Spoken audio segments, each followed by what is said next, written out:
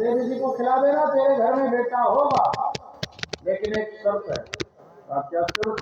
बोला पत्नी को कह देना झगड़ा बिल्कुल नहीं करेगी, झूठ नहीं बोलेगी, किसी के साथ में बेवकूफ नहीं बनाएगी, केवल गोपाल जी का पूजन करते हुए धर्म का अनुसरण करेगी, तो तेरे घर में राम जैसा बेटा हो।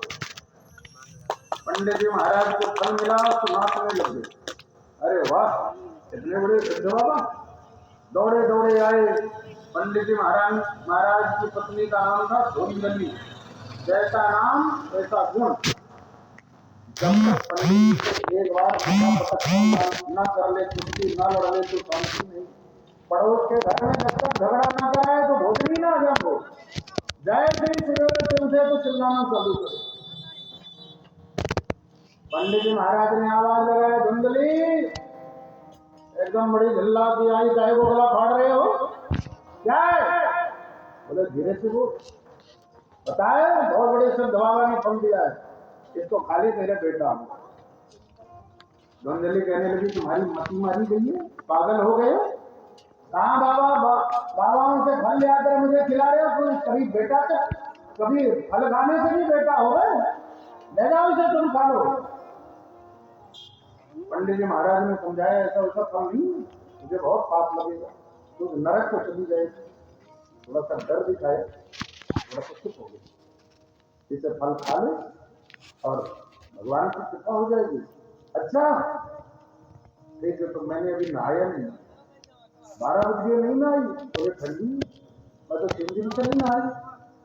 तो सुनो, तुम जाओ, मैं अभी नहाती हूँ और फिर फल खाती हूँ।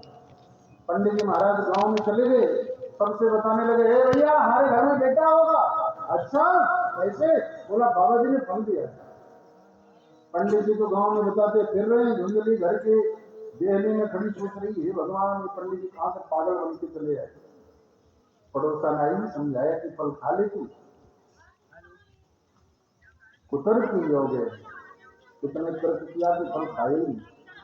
थोड़ी देर में छोटी बहन आई, पूछी क्या है, सारा कारण बताया। तो छोटी बहन तो चाहती ही थी कि इसके बेटा ना हो, और अगर इसके बेटा नहीं हुआ तो मेरे बेटा को ये गोद में ले लेगी और इसकी सारी संपत्ति मेरी हो जाएगी। छोटी बहन ने भड़काया, भूल से फल नहीं का, न जाने कौन सा जादू तो ना हो। बाबा जी की वाणी में कितनी ताकत है, मैं तो तुझे अभी बता देती हूँ। तेरे घर की गैया भी आज तक बछड़ा जन्म नहीं दी, इस फल को तू गाय को खिला दे। और मैं क्या करूंगी?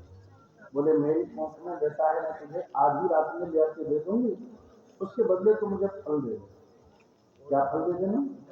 बोला थोड़ा सा धन, थोड़ा सा सोना, बस मुझे 50 मोहर दे देना, मैं अपने पति को समझा दूंगी, इस बात को तो किसी से कहना नहीं, पंडित जी को बता देना कि ये मेरे ही बेटा है।